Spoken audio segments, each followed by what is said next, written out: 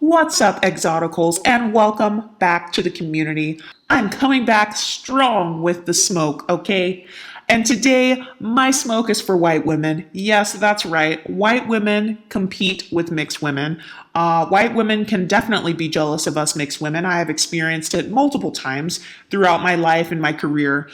As mixed women, this is something that we go through all the time because we are seen as beautiful and exotic by other communities, not just in the Black community, but oftentimes in the white community, in the Latin community, in the Asian community, we are still seen as beautiful. Not only are we seen as a threat by Black women, but we are also seen as a threat by non-Black women. And I'm going to use Lana Del Rey as an example of this. Lana Del Rey is a lackluster, non-Black singer who recently was triggered when mixed women were at the top of the charts. She made a long Instagram post where she mentioned women like Cardi B, Kehlani, Doja Cat, Nicki Minaj, and Beyonce, who are all mixed/light-skinned women. And she said, now that Doja Cat, Ariana Grande, Camila Cabello, Cardi B, Kehlani, and Nicki Minaj and Beyonce have had number ones with songs about being sexy, wearing no clothes, effing, cheating, etc., can I please go back to singing about being embodied, feeling beautiful by being in love, even if the relationship is not perfect, or dancing for money, or whatever I want, without being crucified or saying that I'm glamorizing abuse?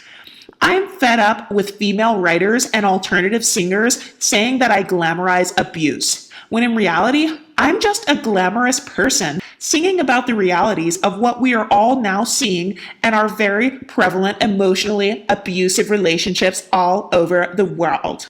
I also feel it really paved the way for other women to stop putting on a happy face and to just be able to say whatever the hell they wanted in their music.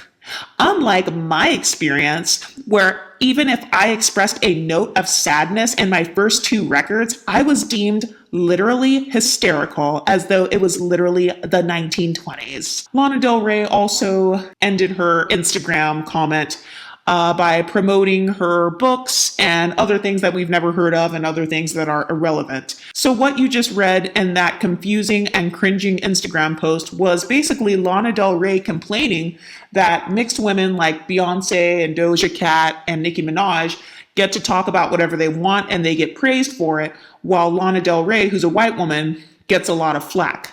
And this is a typical thing that people do when they're jealous, is they will drag another woman down just so that they can get their own point across, as I just stated with Lana Del Rey. She was extremely bitter and jealous that she had been making music for years and never had a hit, and that all of these mixed women were able to come and surpass her.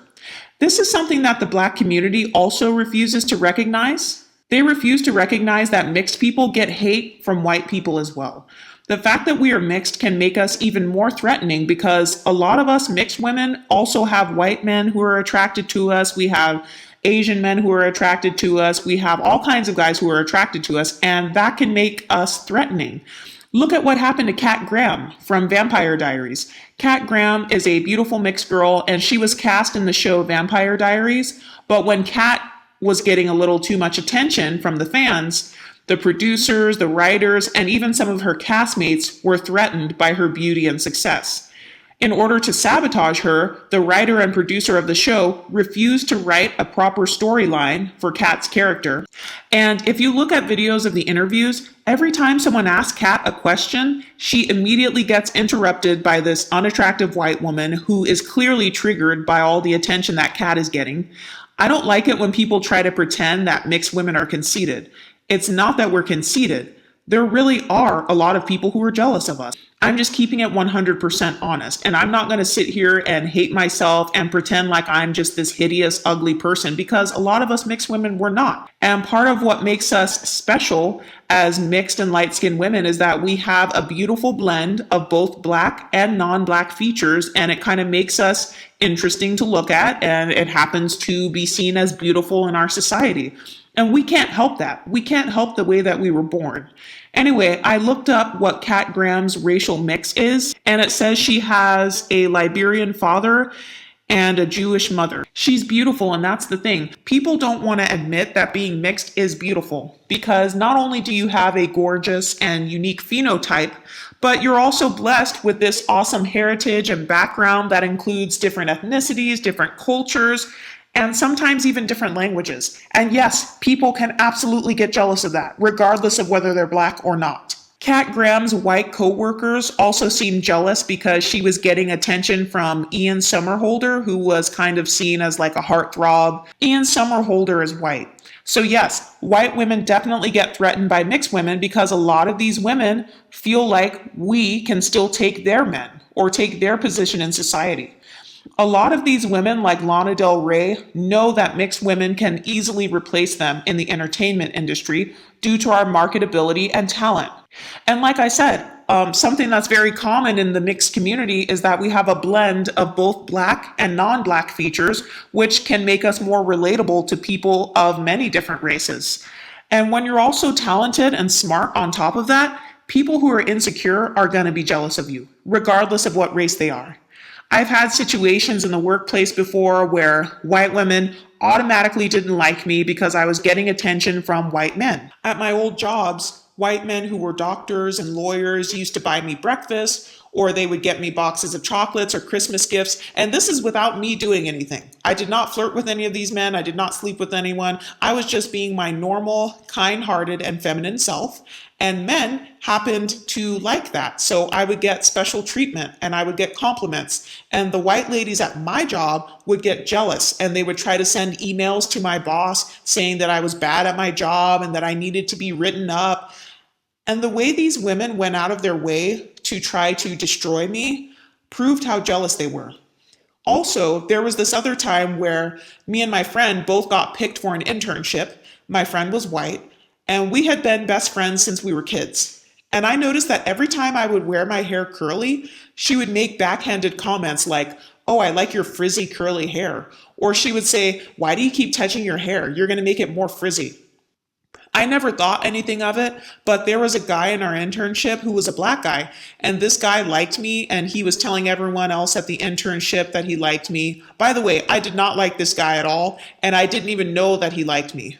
But suddenly, I noticed that my friend, who was a white girl, started talking about me behind my back and trying to get me in trouble all of the time. And finally, my boss at the internship pulled me aside and told me, "Hey, the girl you've been hanging out with is not your friend. She's been telling all of the leaders at this company that you're acting fake and that she doesn't like you. But it's obvious that she's jealous of you because you're getting attention from the guy that she likes." That's crazy that even my freaking boss at the internship noticed how jealous this white girl was. And it turns out that this girl happened to like this black guy who was interested in me.